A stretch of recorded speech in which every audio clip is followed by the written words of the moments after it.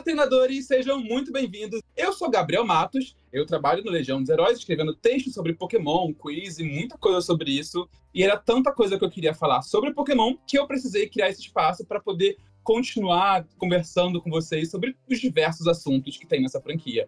E para conversar aqui comigo hoje, eu chamei o meu amigo Pedro. Pedro, se introduza, conte a sua história com a internet, amigo. Olá, eu sou Pedro, algumas pessoas me conhecem como Sir Charizard, de um blog que eu tive há muitos anos atrás. E o Pokémon é um assunto que sempre me interessou, sempre gostei de falar sobre, sempre gostei de discutir sobre. Então é um prazer estar aqui com você participando desse podcast. Esse é o nosso primeiríssimo Choque de Monstros, o podcast que a gente vai discutir sobre tudo de Pokémon. E a gente escolheu um tema muito especial para começar por hoje. Então, solta a vinheta.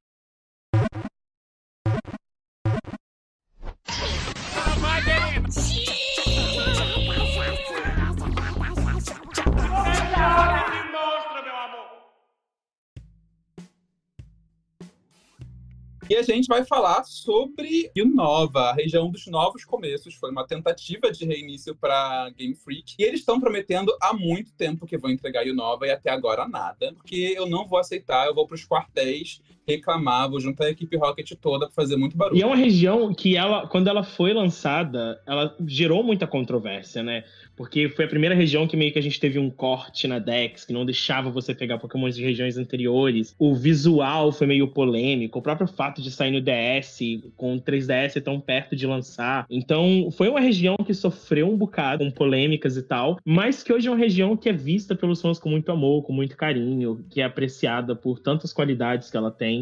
Então, assim, eu quero revisitar essa região, mas eu também preciso que ela seja muito bem tratada, porque Diamond and Pearl me deixou com medo. Ai, não, traumas. Eu tenho agora um grande trauma que eu criei com esse estúdio do Brilliant Diamond, Shining Pearl, que é o Wilka. E eles foram atrás de One Piece, estragaram One Piece também, então eles estão assim... Jura? Esse do One Piece eu nem fiquei sabendo. Mas, então, me conta uma coisa. Você acha que vem remake de Black and White? Cara, eu sonho que sim, mas eu sinto que pode ser também Johto, que é outra região que eu adoro muito, mas Johto já teve o seu tempo de brilhar, sabe? Eu queria muito que fosse Black White.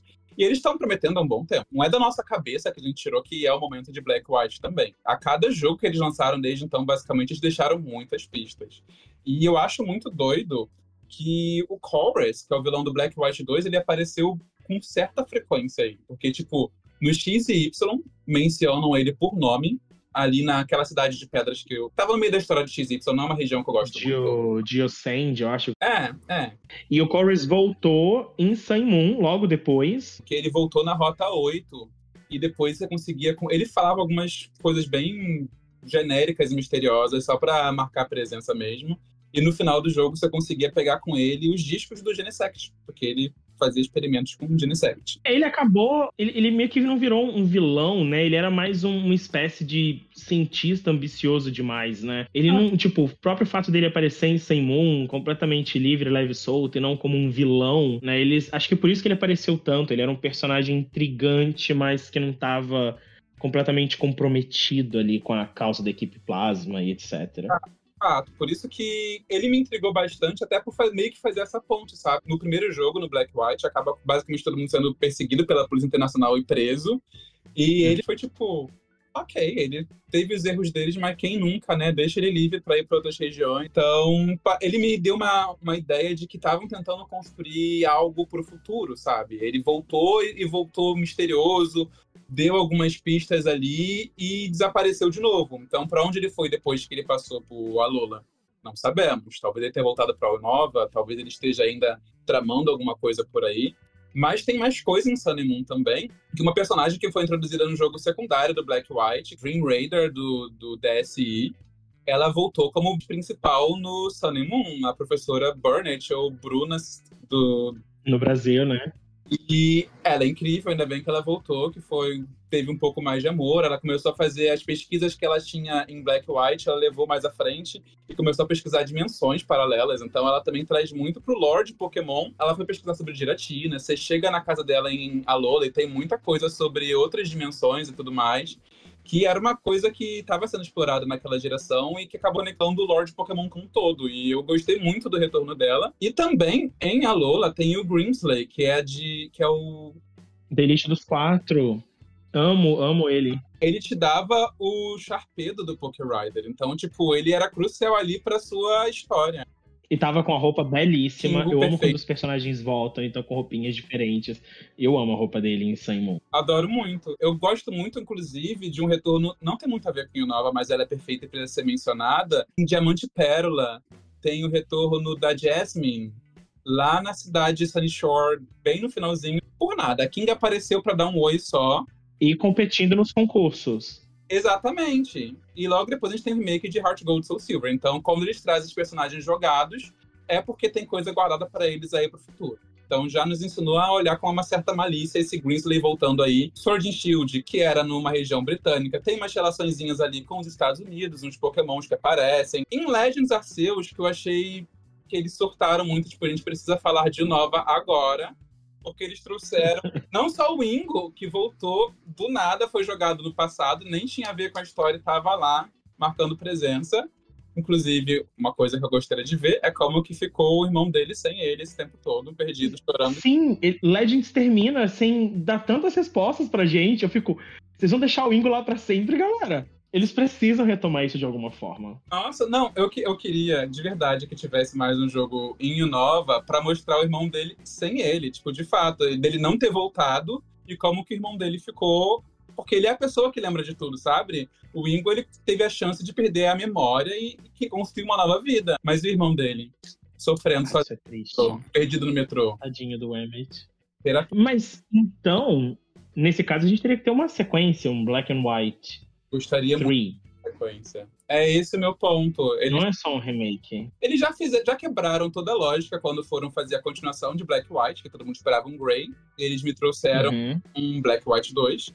Por que não, ao invés de quebrar a lógica de remake também, e trazer mais uma continuação para a história? Não precisa ser tipo um Black 3, White 3.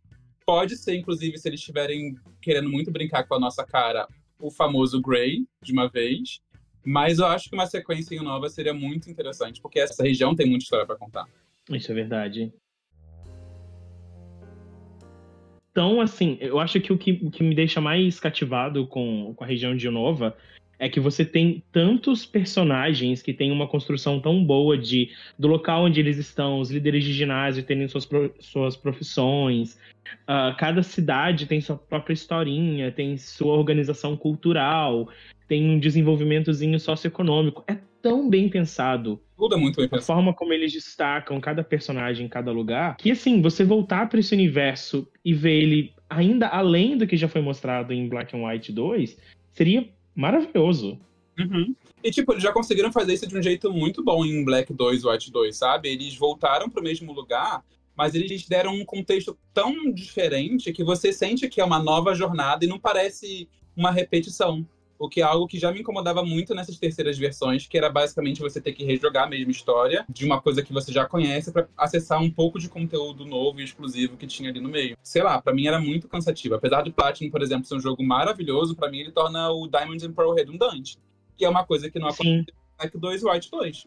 Eu posso ter minha experiência com Black e White e depois ter uma outra experiência com Black 2 e White 2.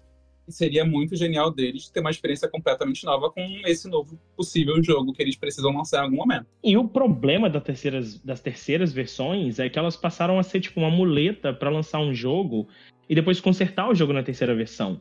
Então, e aí viram um problema quando eles fazem o remake e ignoram o Platinum completamente para refazer Diamond and Pearl, sendo que o Platinum era a versão corrigida de Diamond and Pearl. Nem faz sentido, e parece que eles pegaram tanto essa mania de depender dessa muleta, que é a terceira versão, e quando eles têm que fazer um jogo do zero e não vão fazer uma terceira versão, o jogo está quebrado. Tipo X and Y. A última vez que a gente teve uma experiência completa que não precisou ser corrigida depois em patches e mais patches foi realmente em Alola, que teve o Ultra Sun e Ultra Moon também. E é polêmico esse aí também. Ultra Sun e Ultra Moon eu gosto, mas eu acho que cagaram muito a história. Mas, enfim, essa é outra conversa. Não, porque já era perfeita, essa é a questão. Pois é, eu sou amante de Sun e Moon.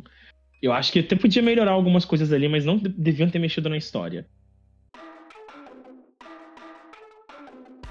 Agora, o ponto que me pega com Black and White é que, assim, os dois jogos já são perfeitos. Não tem o que você consertar. E você recriar... Eu não sei se é um jogo que precisa de remake, porque ele é um jogo que já é tão completo, já é tão bonito, tão, sabe, bem acabado. A história é incrível. A jogabilidade é ótima. É um dos jogos de Pokémon que tem a jogabilidade mais fluida, assim. As batalhas são rápidas e não usa muito HM. Então, ele já tem várias modernidades que os remakes anteriores de Pokémon puderam acrescentar aos jogos originais. Só que Black and White não. Então, ou você faz um remake preguiçoso e simplesmente lança Black and White 1 de novo, porque eles não vão mexer com Black and White 2, provavelmente. Sim. Ou você vai além e faz um jogo que é novo, que é interessante. E tem mais. A gente teve na DLC de Scarlet Violet a conexão com Blueberry Academy, vários personagens novos que têm possíveis conexões com personagens de Unova, como o Drayden, como a Lacey, eu acho que é a filha do Clay. Do Clay. Então, assim, se eles fizerem uma sequência, vai ser tão bom pra ligar todos esses pontos. O Ingo, os personagens da Blueberry Academy. Então, colocar isso numa terceira aventura em Unova seria o cenário ideal, seria perfeito. Total, mas Blueberry Academy foi bom você ter mencionado, porque foi a parte final do DLC de Scarlet Violet e me deixou feliz, esperançoso e ao mesmo tempo descrente que eles vão voltar para Unova, porque eles acabaram, por algum motivo, eles se esforçaram muito em colocar coisa de Unova ali, além do que precisava. A academia já está localizada em Unova, apesar de ser uma ilha artificial, então a gente não vê muito da própria região. Mas, por exemplo, eles tiveram o esforço de recriar Chargestone Cave ali dentro. Uhum. Então, pra mim, foi quase como um tipo, gente, eu sei que eu tô devendo um pouco Unova, então toma aqui, é isso, se satisfaça, um beijo. É tipo, não vamos dar um remake, mas toma aqui esse jogo que é Baby Unova. Tem as músicas de Unova, tem os Pokémon de Unova. Vocês querem ver como seria em Full 3D esse mundo? Tá aqui uma prévia. Não vamos entrar aí, mas se vocês quiserem, tá aqui na DLC, gatinho. Pode jogar. Acho que seria tão péssimo. Eles são sádicos, Pedro. Eu acredito que realmente eles iriam por esse caminho. Eles são. Agora, você lembra como começou a sua relação com essa região? Cara, pior que Black White é uma região que ficou muito marcada na minha memória, porque foi a primeira região que eu acompanho o lançamento, assim, do zero, sabe? Porque, tipo... Nossa. Não, total, porque eu comecei a jogar Pokémon um pouco tarde comparado com a minha história com a franquia, porque eu assistia quando era pequeno e tudo mais, mas eu só fui jogar com, tipo, uns 8 anos em emulador e tal, porque eu não tinha acesso a um Game Boy. Então, meu primeiro console da Nintendo portátil foi o Nintendo DS, muitos anos depois. E aí eu peguei o finalzinho de Platinum, acompanhei o lançamento, acompanhei Heart Gold, Soul Silver e tudo mais. Mas a primeira geração mesmo, que eu peguei do zero, todas as notícias e tudo mais, todo o hype, essa construção que tinha na época, foi o Black White. E era uma época completamente diferente. A gente não tinha esses Pokémon Day, o Pokémon Present no Pokémon Day. A gente tinha que dar o nosso jeito, dar os nossos truques, porque vinha... Não tinha lançamento internacional, não tinha coisa mundialmente alinhada. Uhum. Não, era um auge, porque eles anunciavam os Pokémons novos em japonês. A gente ficava, sei lá, um mês falando o nome do Pokémon em japonês, porque não tinha outro nome. E tinha até fã que tentava adivinhar como ia ficar mais ou menos baseado nesse nome japonês. E depois de muito tempo, eles falavam, ok, você se acostumou a chamar ele de Midimaru? Não é mais, agora é Oshawott, vai, aprende de novo, boa sorte, dá seus pulos. Eu nem lembrava que era Midimaru, nossa, verdade. Traumatizado com o Midimaru. Os outros eu nem lembro, o Snivy e o Tepig, que apaguei da memória, mas o Midimaru, não esqueçam. Essa foi uma geração que não demorou tanto pra chegar no Ocidente, então eu não tive tanto tempo de lembrar os nomes japoneses. Mas eu lembro que a primeira cena que a gente viu do jogo era o treinador. Se eu não tô enganado, mas eu tenho quase certeza que é. Era o treinador na cidade de Castélia. E aí eles mostraram um daqueles Pokémons, um daqueles programas dominicais de Pokémon que eles têm no Japão. Ou tinham, nem sei se ainda tem. E que era tipo o treinador andando um pouquinho só, a câmera nem mudava. E aí eles mostravam só os prédios, assim, da cidade de Castélia. E era uma novidade, porque você nunca tinha Pokémon com essa verticalidade. Porque era sempre, tipo, de cima pra baixo, né? Era aquela visão, assim. Então você, de repente, ter, tipo, um prédio que está se estendendo. Tinha o outdoor do Pikachu, que ficava mudando. Então era uma coisa assim, uau! E era um jogo tão diferente dos outros jogos do DS e no mesmo portátil.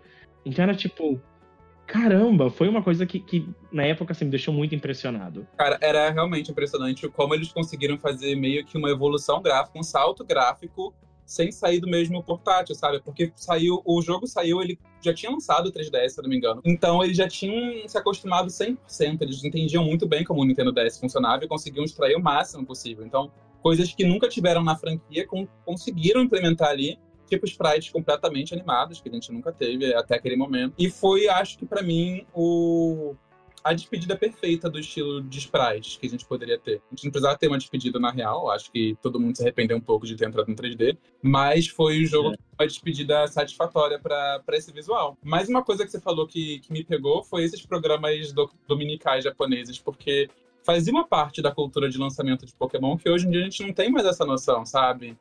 A gente nem assiste mais. Não, nem sei se existe ainda, porque antigamente a gente falava muito disso, era o Pokémon Sunday, e não lembro se esse era o segundo nome, porque eles mudavam de nomes a cada geração também.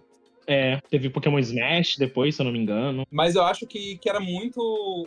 Era divertido o jeito que eles deixavam a gente no escuro, mas a gente sabia que eles prometiam uma revelação legal. Acontecia muito deles colocarem a silhueta de um Pokémon em uma semana e só na semana seguinte revelar que Pokémon era aquele. E às vezes nem dava tanto contexto, mostrava só a cara, o nome, não falava o tipo e tudo mais.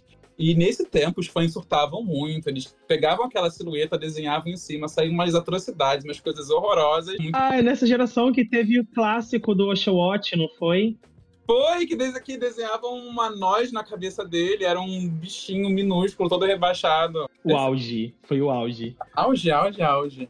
E nesse de tentar adivinhar também, acabavam surgindo depois muitos fakes, umas coisas bizarras, que o pessoal...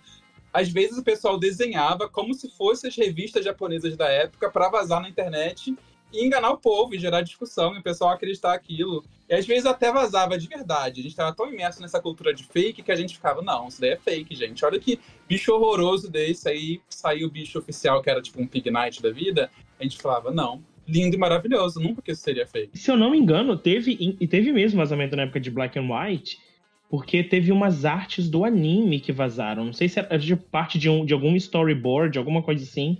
E aí revelou o Servine, eu acho que revelou o Pignite nessa leva, assim. A gente ficou muito tempo sem acreditar que era real. Eram artes de referência do anime. Tipo, era o Pokémon em várias poses diferentes para os animadores conseguirem colocar ele em diferentes situações também.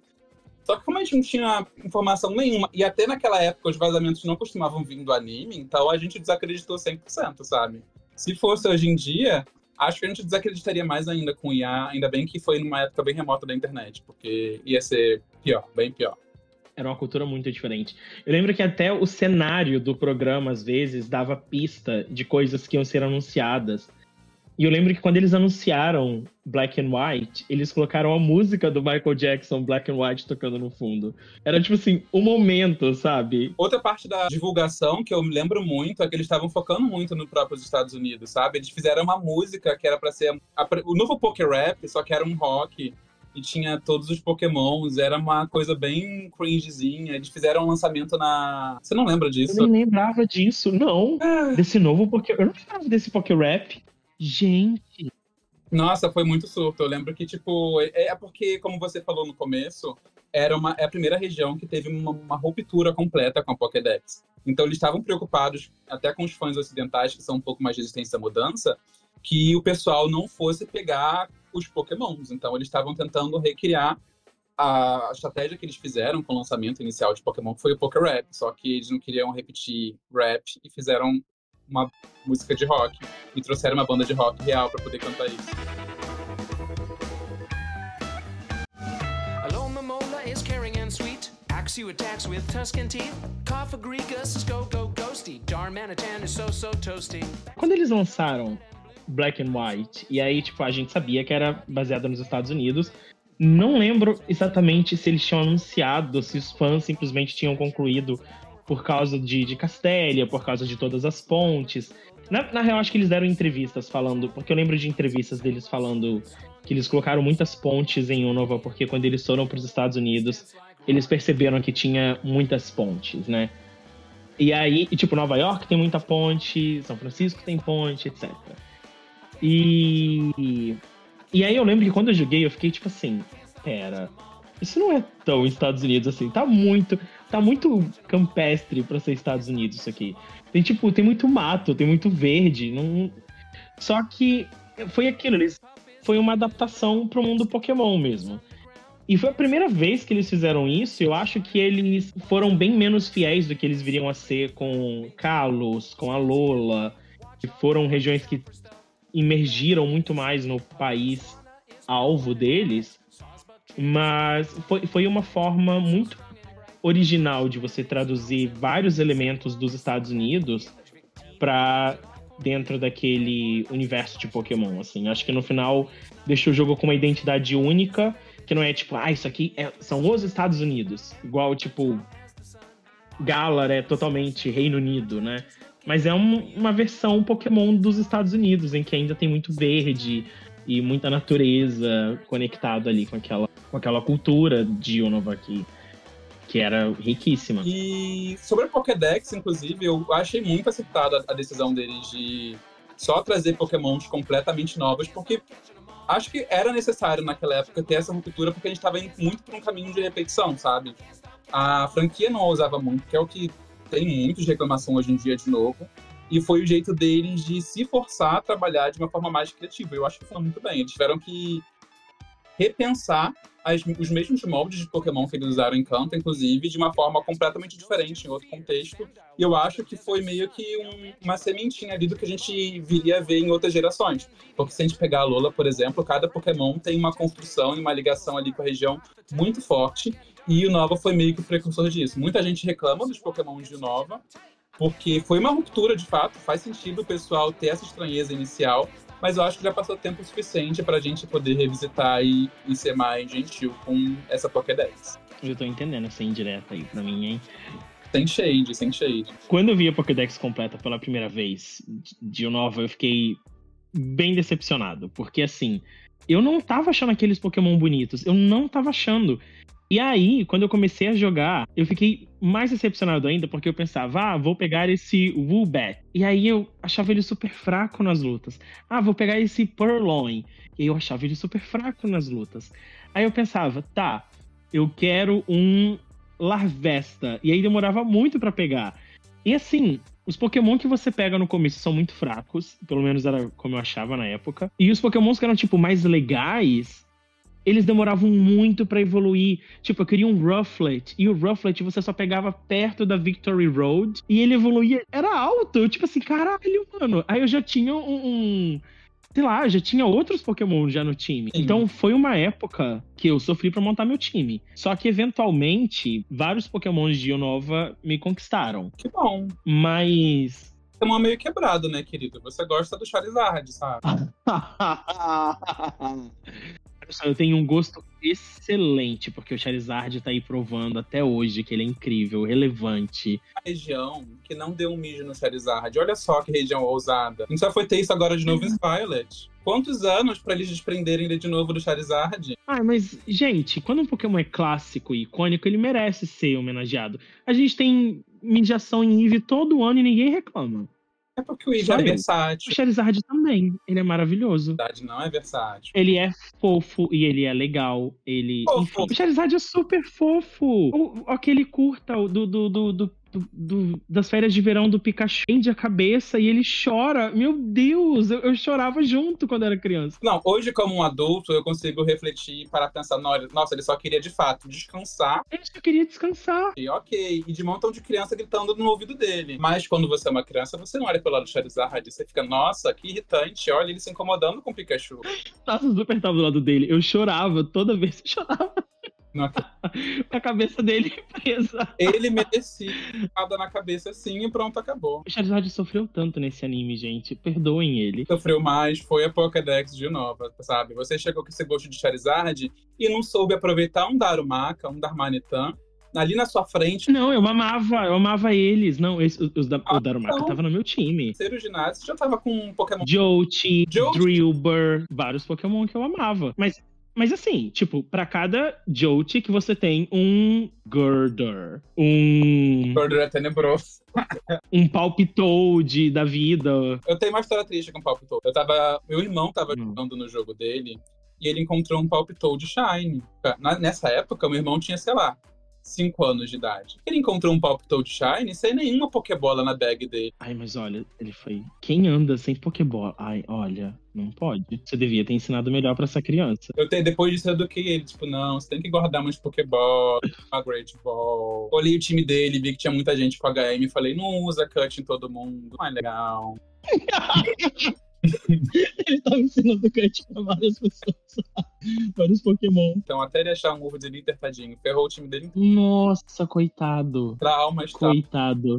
Porque Game Freak não lança localização até hoje, né? Nossas crianças sofrem. Teve uma prima minha que ela pegou o meu Emerald com o meu Game Boy Advance, né? Tipo, quer dizer, ela pegou o Game Boy Advance da minha irmã e o meu Emerald. E aí eu fiquei sem jogar Emerald pra sempre. E eu fiquei muito puto. Porque, tipo, ela roubou, eu tinha guardado, ela foi na gaveta, pegou e levou enquanto eu tava na escola. E aí, quando eu fui ver como é que tava o jogo dela, tipo, um tempo depois, ela tinha um Swallow Shiny. E eu fiquei, desgramada! E eu tava doido pra roubar o Swallow dela, mas eu pensei, não vou fazer isso, ela é apenas uma criança.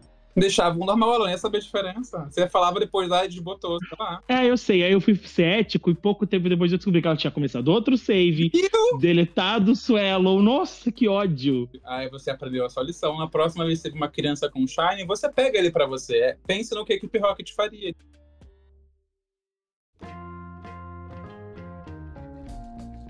Mas a Pokédex de Unova, o que eu gosto é que, tipo, ela veio como uma resposta à Pokédex de Sinnoh. Porque Sinnoh investiu muito em novas evoluções.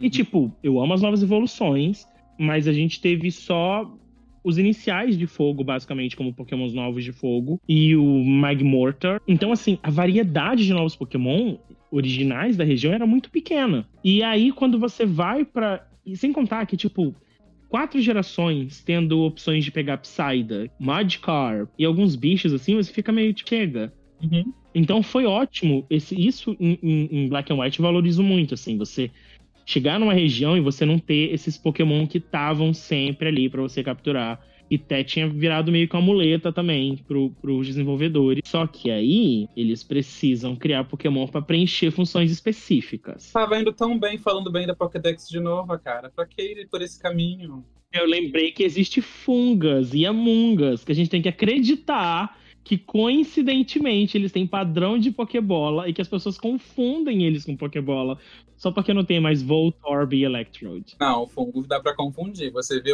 sem óculos, você chega numa rota assim, grama alta, você vê uma bolinha ali no chão, confunde. Que ele tem aquele padrão? Como que surgiu aquilo na natureza? É adaptação, cara. Nossa, os treinadores jogavam...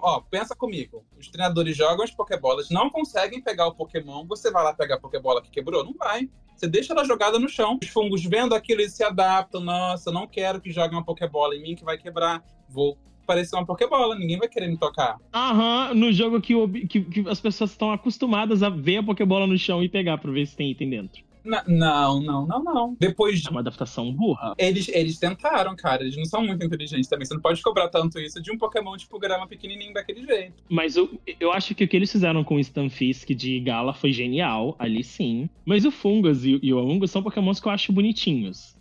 Uhum. Só que eu detesto o padrão de Pokébola deles. É tipo, por quê? Eu vi um Fakemon, que é uma cobra coral que se enrola toda pra formar uma Pokébola, que é tipo belíssimo. Belíssimo. Essa fanart é maravilhosa. Mas tem Pokémons bons em Unova, tipo o Trubbish. O Trubbish é muito fofinho. Eu passei a gostar dele no New Pokémon Snap. Nossa, demorou muito tempo. Nossa, eu gostei muito. Eu fui gostar dele no episódio do anime, que é, sei lá, tipo, o 4º episódio de Black White. E o anime do Black White nem é bom. Mas eles fizeram todo o história ali com o Trubbish na escola, na creche, que ninguém gostava dele porque ele era fedido, gente. Eu também não gostava dele. Bicho, ele é representatividade. Das crianças fedidas. Das crianças que já se sentiram como um saco de lixo, como diria Katy Perry. Bom, em New Pokémon Snap ele tá super fofo, e aí eu não tive como resistir. Agora, antes disso... Aliás, New Pokémon Snap, que é um jogo incrível, que eu amo, que eu venero. Alguns momentos tão bonitos no Pokémon de Unova também. Tem aquele Suana, que tem um bando de Suana voando à noite. Tipo, uau, é incrível. Eles têm muitos momentos incríveis com os Pokémon de Unova. Tem aquele lugar que as estações do ano vão mudando e você vai vendo as formas diferentes de Deerling e Sosbuck na floresta. Gente, não, e inclusive você falando de estações, eu acho que foi uma das ideias mais acertadas do jogo. E que não voltou! E por que nunca voltou? Eu fico besta com isso! Gente, não. Inclusive, no Heart Gold Soul Silver eu ficava muito frustrado, que eles tinham aquele pequeniníssimo trecho todo em tom de outono e não usavam mais em lugar nenhum do jogo. Por quê? Você sabe que eles justificaram pra XY, na verdade eu não sei nem se foi uma justificativa oficial, mas é porque em XY a região ela é pra ser visitada numa certa ordem, né? Você passeia no mapa de uma forma, tipo, horário, sei lá, anti-horário. E aí, o jogo tem segmentos que são meio que dentro das estações do ano. Então você tem uma parte que é mais primaveril, uma parte que é mais verão, uma parte que é mais inverno. Vamos ser sinceros, preguiça. E aí que a ideia deles é que você não precisava das estações do ano, porque a ideia era que você, ao longo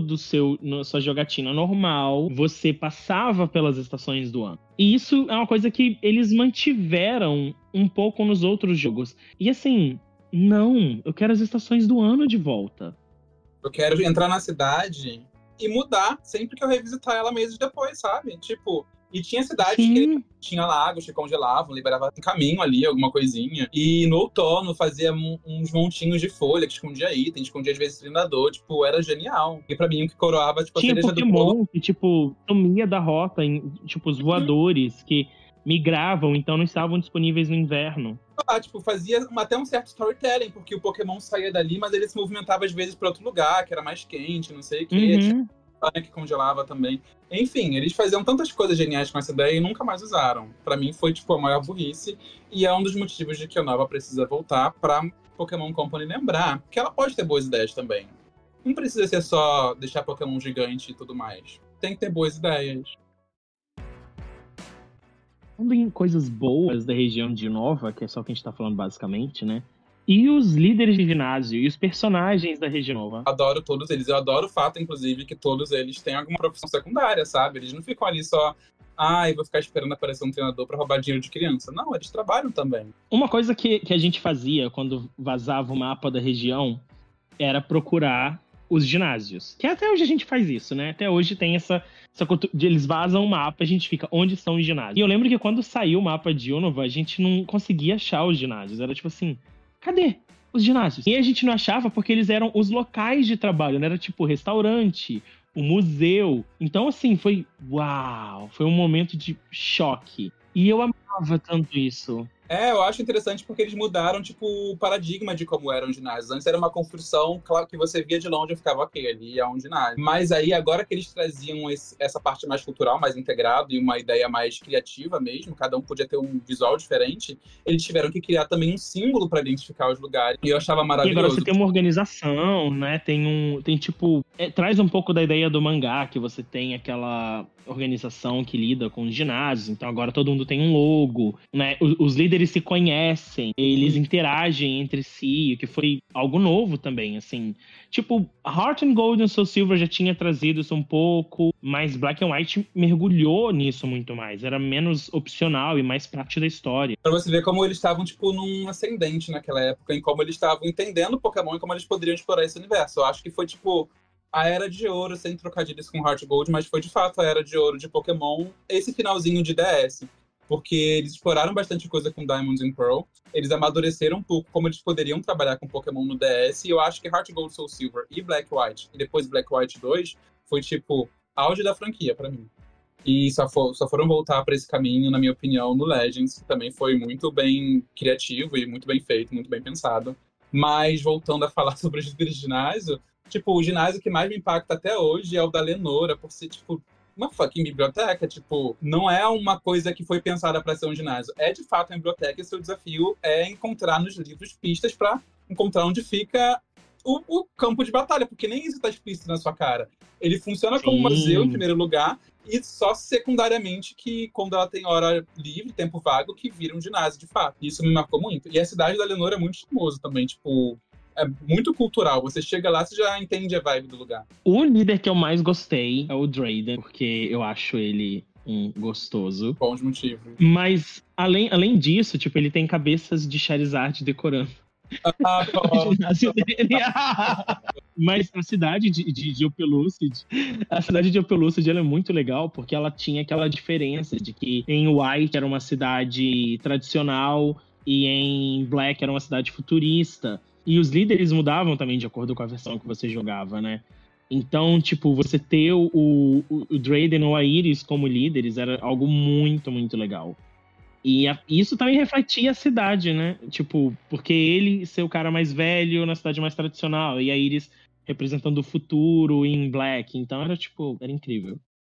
Cara, eu vou aproveitar que você tocou esse ponto para sair um pouco dessa discussão dos líderes em si e explorar um pouco o meu jogo do sonho, que seria se eles lançassem agora em Nova, que é avançar com essa ideia. A gente acabou de sair de Scarlet and Violet, que tem esse paradoxo do futuro e do passado. Eles podiam levar a mesma ideia para Black e White, fazer um jogo de fato no passado e um jogo de fato no futuro. Só que seriam dois jogos completamente diferentes, eles precisariam de muitos recursos, a gente sabe que Game Freak não trabalha assim, não é mesmo? Mas, nossa, tipo, o que você falou de Opelucid funcionaria muito bem em jogos diferentes. E se você parar pra pensar nos últimos lançamentos de Pokémon, eu acho que a família do Clay seria muito boa para explorar isso, que é o líder de ginásio de Pokémon terrestres. Porque no Legends a gente viu o antepassado dele, o Liam, que era do clã Pérola. Ah, verdade. E agora em Blueberry Academy a gente viu a filha dele, que a gente supõe que é a filha dele. Então a gente poderia trabalhar muito bem em um jogo o passado, às vezes até do clã dele, e no outro jogo o futuro, que a gente poderia trabalhar com a Lacey. E, nossa, seria perfeito se a gente fosse por esse caminho. Até o próprio Drayton também, que foi introduzido na Blueberry Academy, podia mostrar o futuro de Opelucid, por que não? Agora, se eu for pensar, tipo, em qual ginásio em si eu gostei mais, aí são tantas opções, porque os ginásios, de novo, eles são tão criativos na parte interna.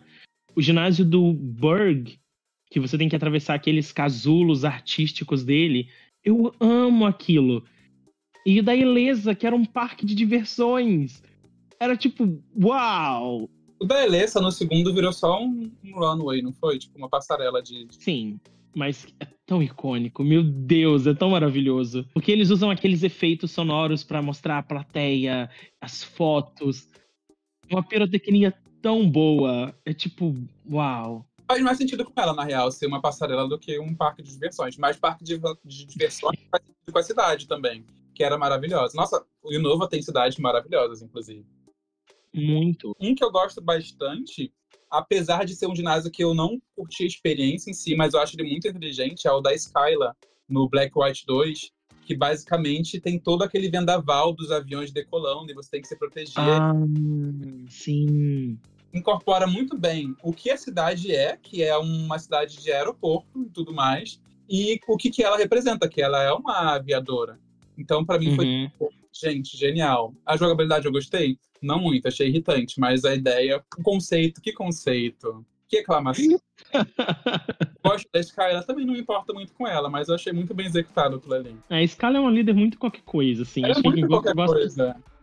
Ela é mais pra, talvez, fã hétero, homem, assim, gostar dela. Cara, por incrível que pareça, vendo a lista aqui dos líderes, eu acho que o meu favorito é o Clay. Eu acho que ele é um dos que tem mais personalidades. No mangá, ele me impressionou muito. Tipo, ele é introduzido quando, acho que a Eleonora liga pra ele, porque tem algum problema. Se não me engano, é quando o museu é invadido. E ele que eles acham a pedra das trevas ou a pedra da luz, não é? Tem um lance assim. Qual das versões eles escolheram, mas foi quando isso foi roubado. E ele tem muita presença, cara. E o ginásio dele é muito legal. E ele, eu acho que se a gente tivesse uma continuação e a gente fosse explorar como ele ficou com a filha dele agora, ela seria a Nepa Baby perfeita. Perfeito. Total. Ela já foi para uma escola particular caríssima. Nossa, ela tem tudo pra assumir aquele ginásio e ele ser, tipo, só um pai coruja nesse novo jogo. Eu ia adorar. Se eu não me engano, o Clay é um dos responsáveis pela maior invenção de Black and White 2, que é o Pokémon World Tournament. Que, se eu não me engano, ele foi, tipo, o patrono ali daquele projeto. Ele que... Financiando as artes, né, gente? Muito bom isso. As artes das batalhas. É uma... E era pra atrair mais turismo pra cidade. Tem até um contexto. É incrível, é maravilhoso isso. O Clay realmente é um personagem muito bom. E o jeitão dele também, né? Tipo, ele é muito americano também. Ele é tipo uma exacerbação de um empresário cowboy. Eu acho que ele é muito estereótipo e, ao mesmo tempo, ele é muito verdadeiro. Porque, tipo, ele entra num nível de estereótipo que faz sentido dentro de Pokémon, sabe? Ele não é um estereótipo zoando exatamente os americanos. Ele é um estereótipo de ser cartunesco, de ser... divertido, de extrapolar a ideia aí para um mundo bem fantasioso, e para mim funciona muito bem. Eles pegaram as duas coisas que mais se associam a americanos, que é empresários ricos e gananciosos, e cowboys, e para mim ele saiu diretamente do Texas para Unova. Reizinho. Ele é a nossa Beyoncé de Unova, é isso, dá para dizer isso. Texas Hold'em. Texas Hold'em. Ele vai trazer o nosso ato 3 da Beyoncé. Vai ser o Black White 3, que vai ser o retorno com o Clay. Com o Clay, cantando Texas Hold'em. Já podem lançar. Incrível, vai ser o meu momento. Mas aproveitando que a gente tá falando de desafios, a gente tá falando aqui dos ginásios, vamos chamar um quadro especial para desafiar vocês, e a resposta a gente vai dar só no final do podcast. Então, solta a vinheta. Escolha de treinador. Treinadores, qual era a TM exclusiva de evento que nunca foi lançada em Pokémon Black and White? E enquanto vocês pensam aí na resposta, vamos falar então de um outro grande desafio que teve também em Black White. Pedro, o que você achou da equipe Plasma? Porque foi um rompimento um pouco, porque eles tentam fazer dessa vez uma equipe que não é moralmente errada. O objetivo deles é razoável pro público, que eles queriam a libertação dos Pokémon. Eles estão pregando liberdade. Eu acho, inclusive, muito inteligente num jogo que se passa nos Estados Unidos, os vilões estarem pregando liberdade. Um pouco até muito socialmente atento da parte deles estarem falando disso. E eu acho incrível que não são vilões tão preto e branco, né? Agora, o que eu amo na equipe Plasma, que eu preciso comentar de cara, é que, assim, é uma região baseada nos Estados Unidos, mas eles colocam os vilões que são, tipo, medievais, e é uma coisa tão contraditória. Eles são britânicos, cara, você não pegou. Ah, claro. Colonialismo. Mas eu gosto que tem uma vibe meio cruzados, assim, também, né? Então, tipo, são personagens que estão querendo libertar os Pokémon, então você pensa, isso pode até ser bom, né? Tipo, e porque já existia essa crítica de tipo, você tá escravizando os Pokémon. Então você trazer uma equipe de vilões e quer libertar os Pokémon já deixa tipo, o que é isso afinal? Foi genial. E o lance de você ter o N como um personagem que aparece como porta-voz deles e tem discursos, e isso mexe com as pessoas. E você vê o impacto que logo no começo do jogo, porque tem aquele momento em Aquímula, né? Que assim, é bem no começo, sim. Você só chega e tá o N num palanque, um montão de gente vestida de... Parece que estão saindo de uma feira medieval pra poder ir atrás dele. E ele faz um discurso foda. E ele diretamente intimida o jogador. Ele tenta plantar semente na cabeça do jogador. E que, tipo, olha, a gente tá aqui, a gente tá falando essas merdas, e você deveria repensar o que você tá fazendo da sua vida. E você repensa. Você, como um jovem jogador que acabou de começar o jogo, tá lá, tipo, nossa, ele não tá tão errado assim. E ao mesmo tempo eles colocam o seu inicial meio que pra conversar com o N, porque o N tinha esse lance de que ele ouvia a voz dos Pokémon. Então, o seu inicial te defendendo, apesar de você não ver, não existe um elemento visual nisso, mas o diálogo fala que o seu inicial tá te defendendo, e eu acho isso muito legal, porque o inicial é aquele Pokémon que você tem aquele vínculo logo no começo, é o Pokémon que você escolhe porque você acha ele fofinho, porque você quer cuidar dele. Então isso te também coloca no lugar que você se sente seguro pra enfrentar o N, e não tão intimidado, porque é o bichinho que você escolheu que tá te defendendo. E as batalhas com o N são todas muito legais. Toda vez que ele aparecia, era um momento, assim, tipo, a equipe Plasma não dava tanto medo, mas o N em si, e aí aquela cena da roda gigante, cara, e a forma como o mangá trabalhou tudo isso foi assim, genial. Era uma coisa que eu ficava besta lendo e também jogando, mas foi o jogo que mais me deixou intimidado assim com os vilões e com o próprio N. E você via que o N também não era uma pessoa ruim, né? Então como você confronta essa pessoa que não é ruim? Os outros membros da equipe Plasma ficava muito nítido, né? Tipo, eles roubam o Pokémon da Bianca logo no começo. Pois é, eles eram todos muito hipócritas, mas o N claramente não. Então, como o N se colocava ali, pelo menos naquele momento, como o líder da equipe, você ficava tipo, cara, eu consigo ver que eles estão deturpando um pouco o ideal dele, mas o ideal dele é muito bom. Tipo, ele é uma pessoa que tá saindo de um lugar de realmente querer ajudar os Pokémons. Até porque ele consegue conversar com os Pokémons, então você parte do pressuposto que ele ouviu Pokémons que expressaram que aquilo realmente seria algo interessante pra eles. E você vê aos poucos também que quem tá trabalhando com ele é muito hipócrita. Eles falam pra você libertar o seu Pokémon, mas ele rouba o Pokémon do pessoal pra usar contra você. Tipo, os métodos deles não fazem muito sentido. Por isso que a história de Black White eu acho que é tão genial. O Black White 2 também é muito boa, mas o Black White, mesmo quem não é tão fã do jogo, ou da Pokédex, ou de qualquer outro motivo, defende a história de Unova, porque a escrita é muito bem feita. E a questão também da equipe Plasma, eles têm uns comparativos com a igreja, e até mesmo essa ideia de que eles estão nessa cruzada para defender os ideais do N, é muito coisa de seita religiosa. Eles estão ali realmente seguindo os ideais, as ideias dele, e acaba se amarrando também na própria discussão que eles propõem com os lendários do jogo, que não é uma coisa que era tão bem trabalhada naquela época, os lendários trazerem ideias que vão influenciar na história. Até o momento eles eram mais quase como, sei lá, um objetivo bem específico do vilão que não se conectava tanto assim. Era o vilão tinha mais esse poder na história e não tanto os lendários. Mas o Reshiram e o Zekrom, cada um representava alguma coisa. Tipo, o Reshiram representava as verdades, o Zekrom representava os ideais. Então, eles conseguiram trabalhar temas muito pertinentes. Isso é muito uma discussão. Esse embate entre verdade e ideais é uma discussão que a gente tem até hoje, ainda mais nesse mundo de pós-verdade, que na época não era tão persistente assim. Esse mundo em que a verdade não é tão absoluta, em que se muitas pessoas repetirem na internet uma coisa, aquilo pode tomar um peso maior do que a verdade. Pra mim foi, tipo, um jogo muito cabeça pra ser um jogo de criança. E eu acho que é porque a Game Freak naquela época tava tentando amadurecer de fato.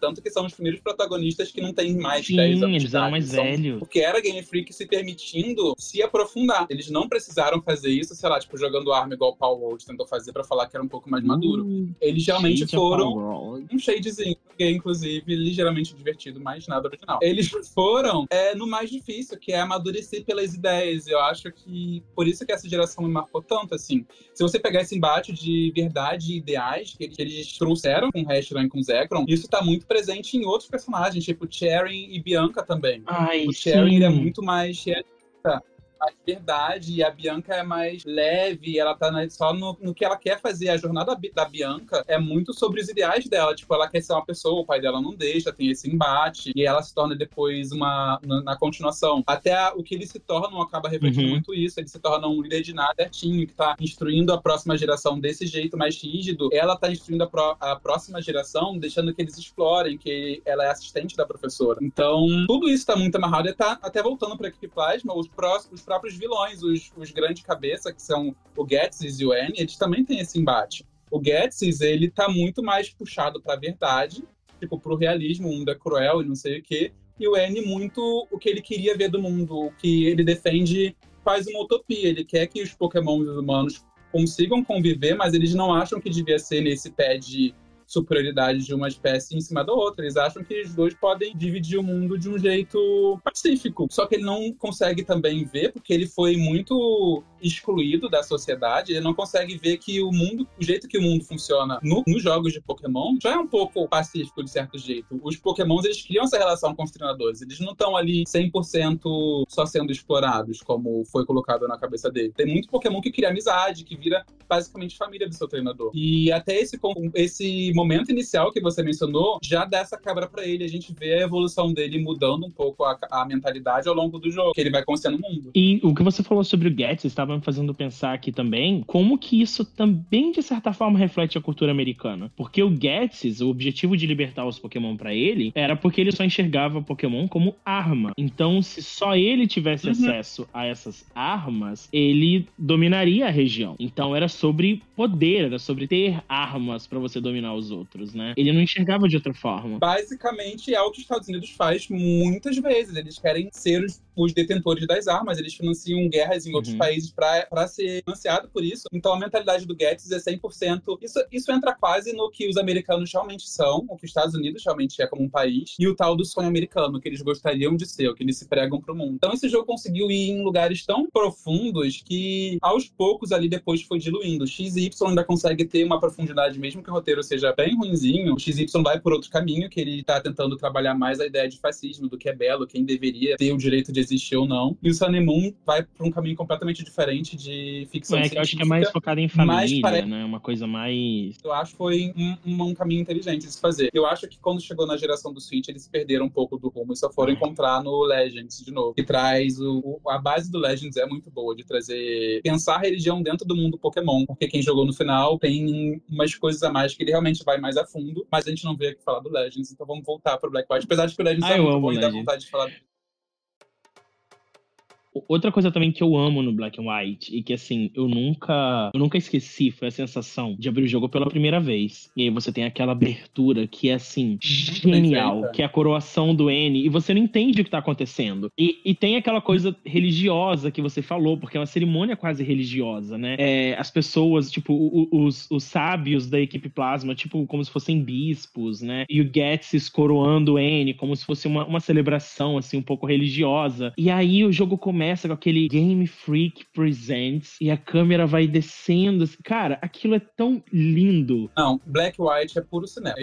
Foi o ápice realmente de storytelling de Pokémon, porque eles estavam com tudo muito bem afinado, tudo é muito intencional. Essa abertura, tipo, nos outros jogos a gente tinha, sei lá, uma montagenzinha do que a gente poderia esperar da região, os iniciais. Esse jogo já começou com história antes de você apertar Exato, a abertura já tá contando uma história pra você. Mais do que história, ele cria uma atmosfera. Tipo, você liga, você tem aquilo ali, essa porrada de cara, você já sabe o que esperar dessa aventura em Black White. Eles não tentam fugir de momento nenhum disso. Tipo, eles mostram que vai ter um subtexto religioso ali de cara, eles mostram que tem uma questão meio que monárquica também, ele é coroado ali no começo, e eles mostram que o N é basicamente mais protagonista do que você. Sim... Ele é essa pessoa que você tem que prestar atenção. Tanto que, na sequência, o N ainda continua presente como essa figura etérea que existia ali, que foi influente, que, de certo modo, mudou o mundo. O jogo termina, Black and White termina com o N indo embora. Sim, a história acaba quando o N diz que ela acabou. Ele, acho que foi o personagem mais icônico que o Pokémon já teve, tipo, nos jogos em si. Porque ele realmente dita o tom do jogo o tempo inteiro. E desde então, eu sinto que eles tentam trazer um novo N, né? Tipo, o AZ, a Lily. Tem sempre um personagem que eles tentam alavancar pra essa, tipo, pra ser o centro emocional e talvez moral da história, mas nem sempre eles conseguem. Eles não entenderam o que fez ele ser tão popular, porque o AZ, por exemplo, eu acho muito jogável. O AZ é forçado todo. Cara, o AZ, eles tentaram forçar ele pra ser um cara misterioso do jeito mais preguiçoso e burro possível. Tipo, eles de fato só não te dão informação pra forçar um mistério ali. Sendo que no Black White é o contrário, eles não estão, tipo, escondendo informação de você, eles estão instigando curiosidade. Tudo que nesse começo eles prometem, eles vão te entregar lá no final. Pô, na parte da monarquia, por exemplo, no final do jogo você chega no castelo. Meu Deus, aquela cena do castelo. O castelo interrompendo a sua batalha na elite dos 4. É tipo, isso uau! Foi o auge. Nunca que o Pokémon conseguiu.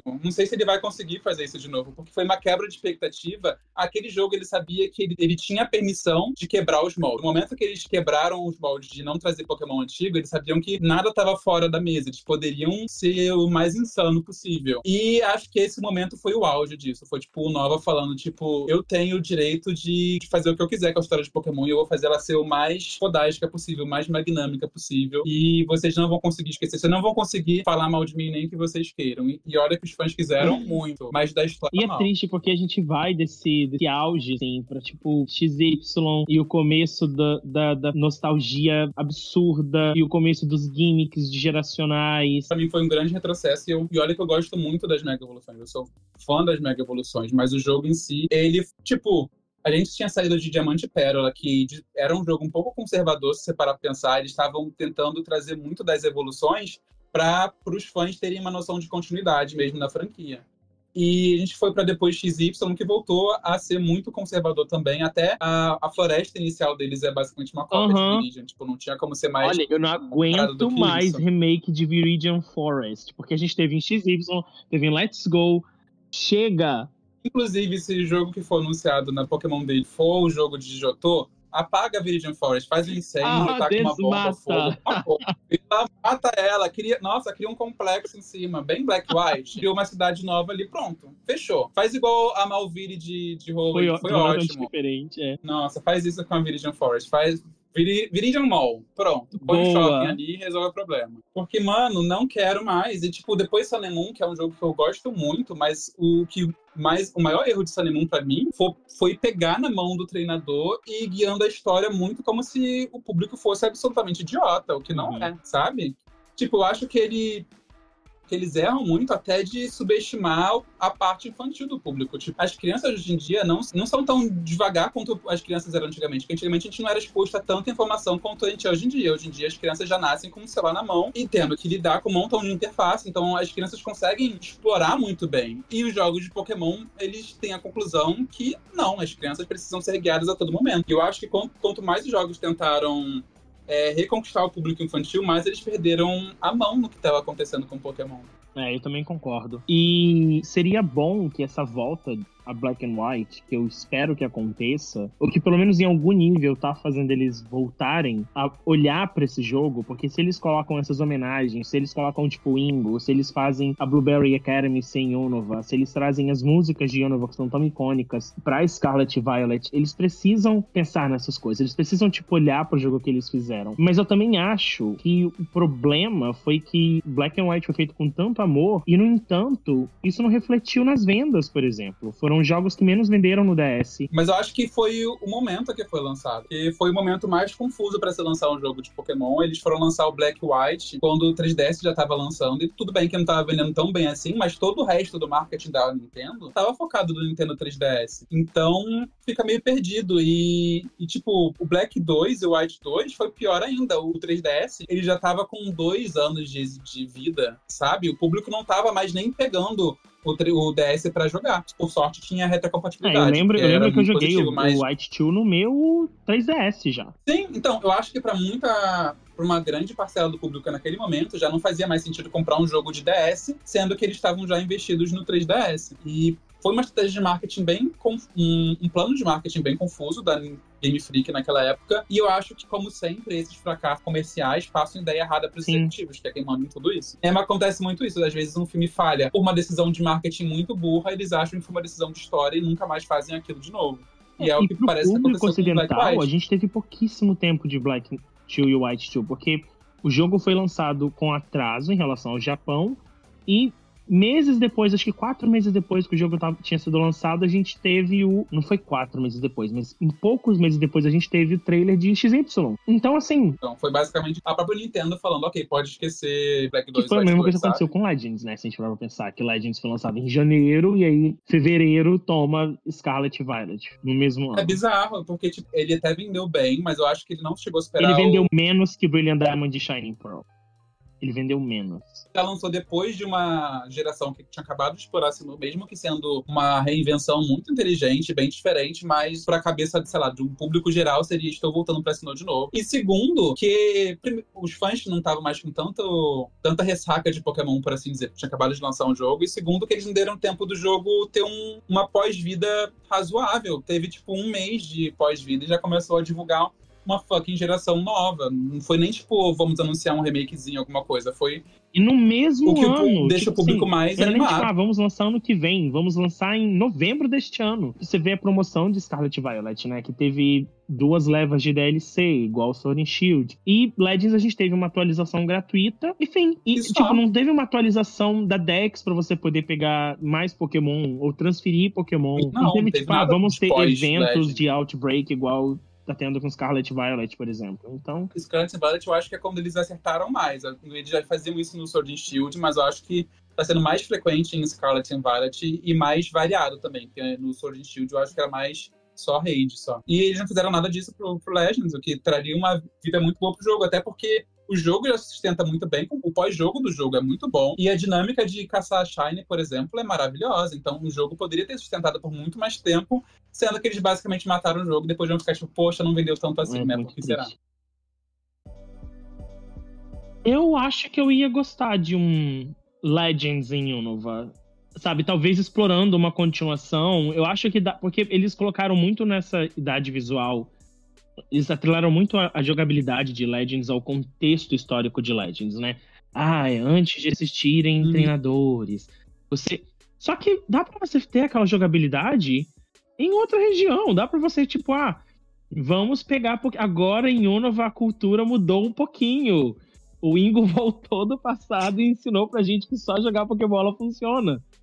Cara, sim, mas eu acho que dava pra explorar até o próprio passado também, tipo, de Unova, porque Unova ele deixa uma pontinha ali nos próprios lendários, sabe? A história dos irmãos, né? E a gente não viu isso nos jogos acontecer, em nenhuma mídia oficial tem uma exploração razoável disso. Legends eu acho que poderia funcionar em Unova num período mais medieval, porque no Japão acabou indo para um período feudal, então ficaria diferente do Legends de Hisui também. Mas nos Estados Unidos, como que vai ser medieval? Mas então, invasão britânica? Não sei, porque é um mundo diferente também. Mas a própria parte de ter reinos, porque eram dois irmãos que tinham reinos, eles eram príncipes também, não era alguma coisa assim? Eles misturam Europa com os Estados Unidos, essa que é a verdade. Os cavalos lá, né, os mosqueteiros, eles são Pokémon inspirados em França, né? Tipo, Os Três Mosqueteiros é uma obra francesa. Não sei se foi um pouco porque o Japão não sabe 100% como funciona o Ocidente, acha que é tudo a mesma coisa, ou se tentaram levar um pouco longe a ideia de união dos povos, porque tem a Unity Tower também, do Victini, que fala que é a união de todo mundo, não sei o quê. Inclusive, você acha que Victini, por exemplo, você tem poder para ser protagonista desse jogo de Legends? Porque a gente fala muito do Kyurem. Mas e o Victini, que é o mítico de fato? Então, vamos falar sobre os lendários e míticos de Unova. Eles são, quase todos, uma bosta. Uma bosta. Não, esse filme do Black White 2, do Black White, não teve dois, felizmente, eu não lembro de tanta coisa da história em si, mas o Victini nesse filme, ele é de um carisma perfeito. Eu queria que ele saísse daquele filme e fosse pra equipe do Oeste, ficasse lá acompanhando igual o Victini, a Meloeto, Keldeo são lindos, são fofos, mas assim, em termos de história, a história do Victini é que ele é um Pokémon que garante vitória, e um homem rico achou ele e quis guardar ele e prendeu ele numa torre. Tadinho, ele sofreu mais do que a Ju. Como que isso vai se traduzir num jogo? Porque a gente não sabe o que aconteceu com ele antes. Ele não nasceu ontem quando nasceu isso é uma missão. Isso é uma missão de Legends pra pegar lendário, qualquer lendário em Legends, entendeu? Não, Pedro, pensa aqui comigo. Passado, tava a guerra lá dos dois irmãos, não sei o que gerou o troço do dragão. E se nessa guerra os dois irmãos ficassem obcecados em tentar conseguir o Victini, porque garantiria vitória neles para derrotar o outro irmão? Agora sim. Ok. Agora eu gostei, achei que faz sentido.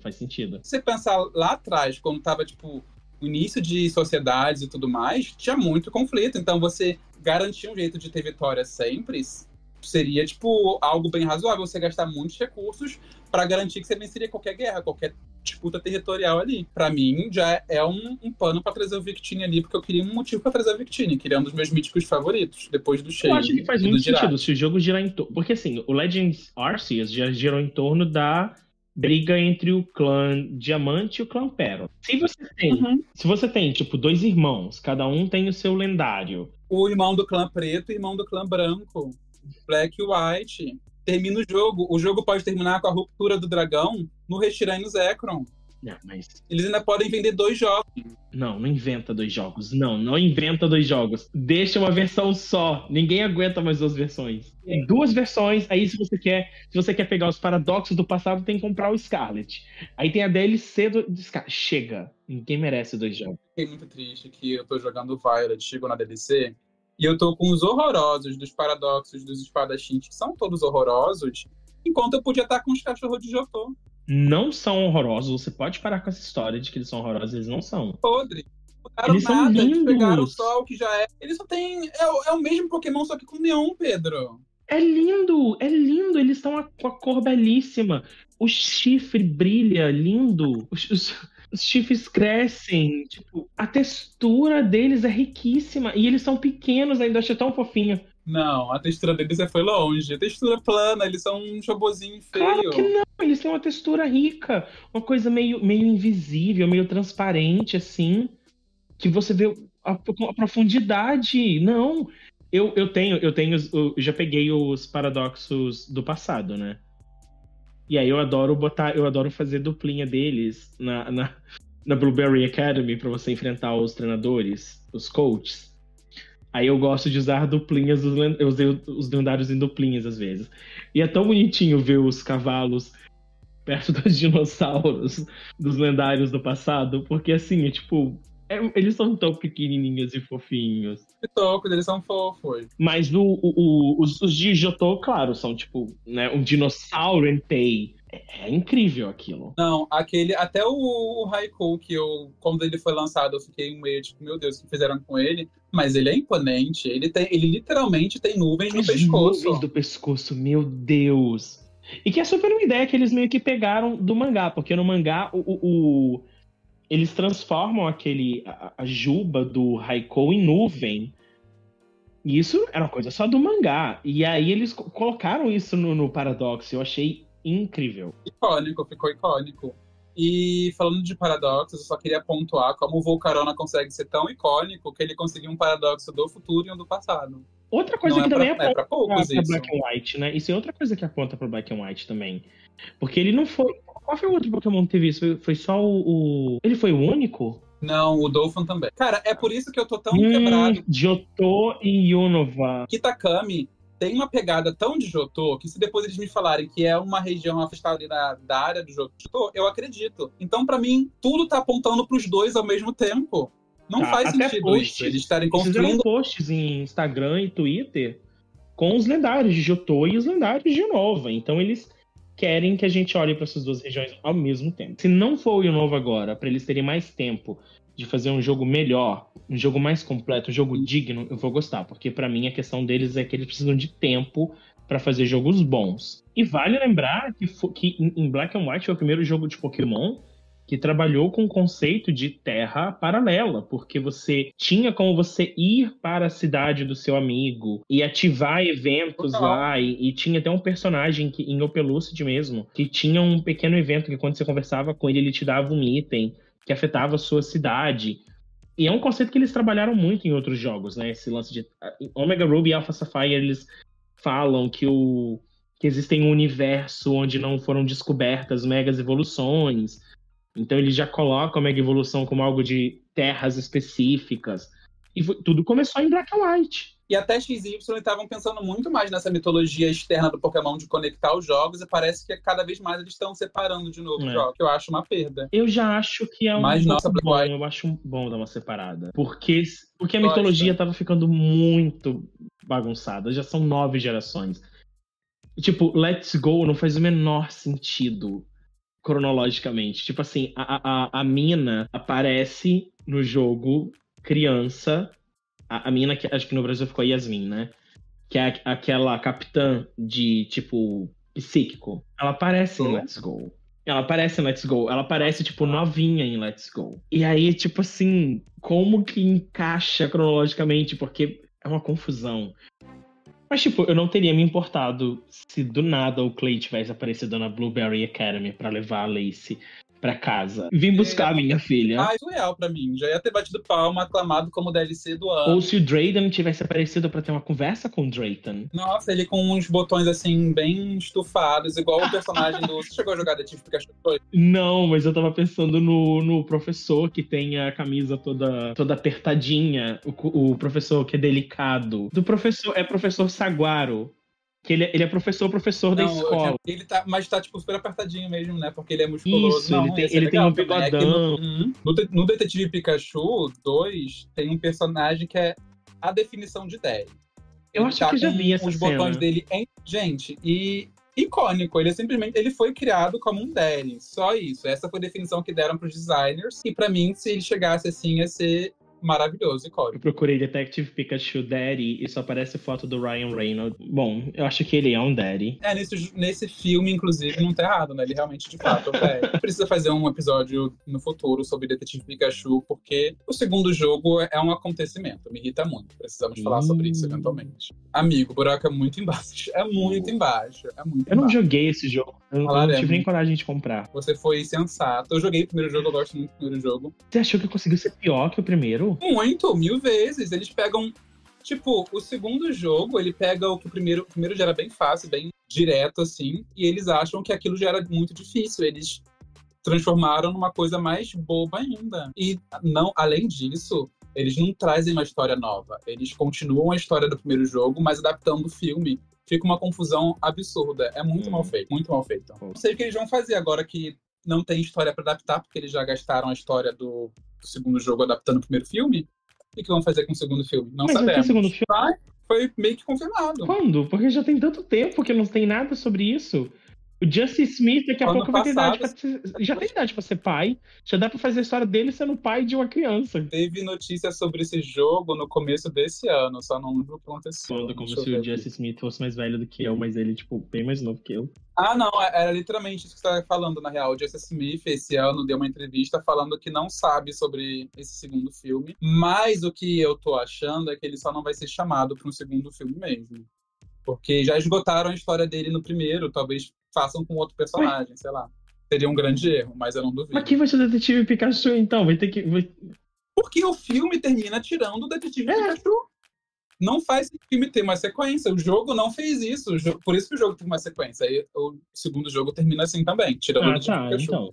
Mas enfim. Enfim, Detetive Pikachu não é relevante para essa conversa.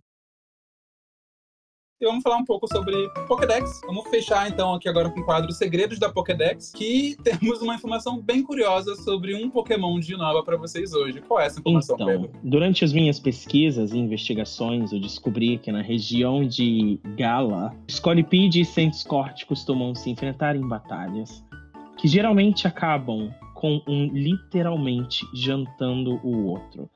Então é choque de monstro que termina com uma belíssima refeição.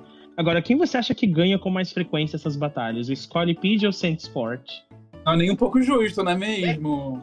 Nossa, eu adoro Scolipede, mas serviremos hoje no jantar um tostado de Scolipede. Olha, eu também tô apostando no Centiskorch, o que é uma pena, porque esse Scolipede é maravilhoso. Gente, incrível. Eu adoro quando a Pokédex vai assim pros lugares bem sombrios. Total. Só me deixou frustrado quando eles decidiram que Mega Evolução não ia continuar e fizeram uma Dex inteira falando que Mega Evolução era prejudicial, que machucava Nossa, o Pokémon não sei sofre, que. desloca a mandíbula quando transforma. Quebra.